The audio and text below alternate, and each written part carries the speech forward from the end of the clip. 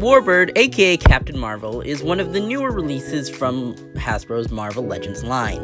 And as a domestic, aka American line, usually we don't get too many female action figures. But this Warbird is something special. Usually Marvel Legends has okay figures, okay middle of the road, but I think this one with its articulation and sculpting really pushes it above the rest of Marvel Legends' lineup. And that box, while it has some of the same issues as other Marvel Legends figures, is still a pretty solid and collector-friendly box. One thing though, the art they use for her is not the same design as is used on the figure. Hey y'all, you can call me Ryviews and I'll be your figure reviewer for the day. Thank you for watching this video. If you enjoy it, please leave a like and subscribe. I do a whole bunch of other action figure content, sometimes even stop motions. So if you like that, please hit the subscribe button. Let's begin.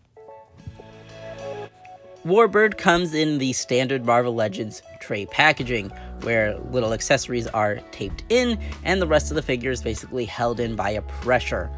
Now that means that you will have to remove the tape and pop off the figure instead of, say, removing the top of a tray as with more import-styled action figures, but this is a domestic figure, not an import. And since she is a domestic figure, she's solid enough that just popping her out won't completely obliterate the figure. And she looks really cool once out of the packaging. Proportionally, everything looks good. The paintwork is, for the most part, solid, especially with her emblem on the front. And she has a very superhero design. However, I think it really works and will look good next to more import-styled action figures, if that is your cup of tea.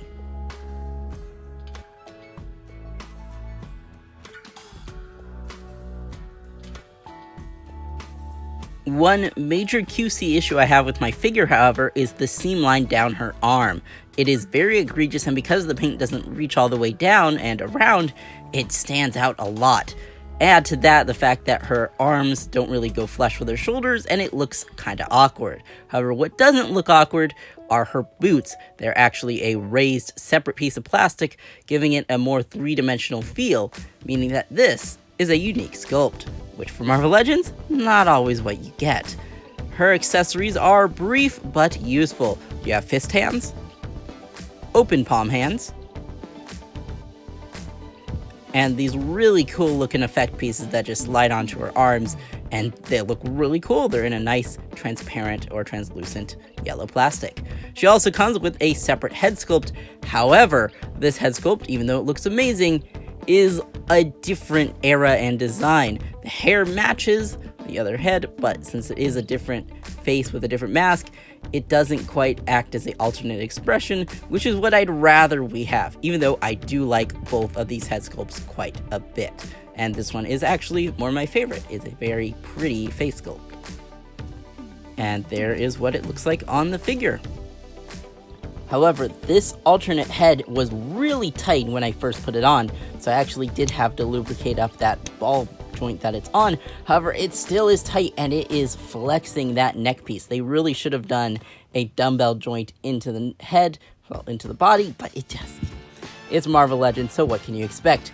Speaking of articulation, that ball joint has a good bit of range in it, going all the way around 360, even with the long flowing hair.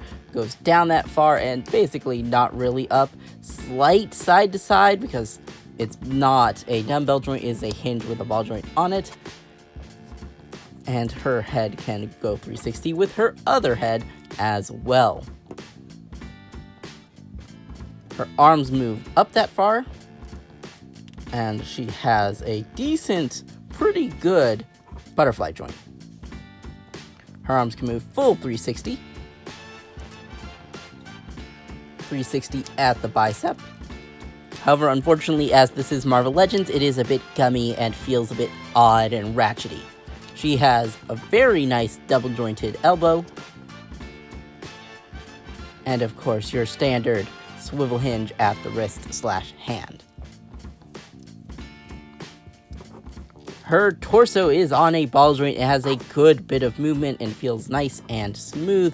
It can go back that far and side to side that far on just that ball joint. And of course, a full 360 rotation.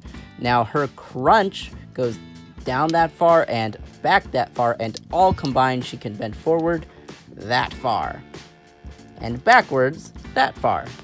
I do wish she could go forward farther, but it is still a pretty good articulation system. Now for her legs, they are on ball joints, no drop down hips, but they get a decent bit of range. You can go up that far and back that far, which is really disappointing. I wish they had more flexible plastic.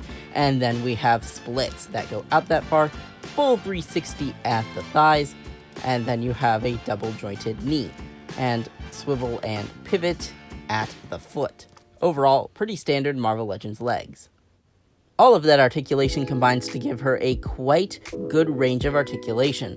She is quite posable, especially compared to older Marvel Legends female figures that don't have that ab crunch. That ab crunch does make a world of difference, especially when it comes to female action figures.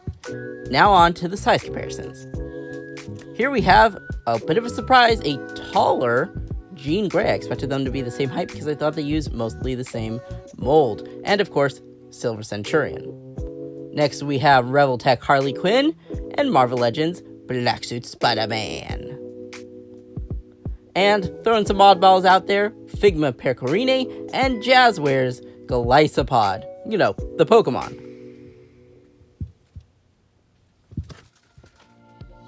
Overall, this is one of my favorite Marvel Legends figures, and I highly recommend her. She is going for a little bit too pricey on the aftermarket, which is very unfortunate, but if you can find her, I absolutely recommend getting her. She was released as a Target exclusive, which has me very worried for the Thanos and Psylocke Target exclusive because those figures are highly desired, and she was the same. So this thing is going to be a pain to find. Same with other Marvel Legends that are Target exclusives like her.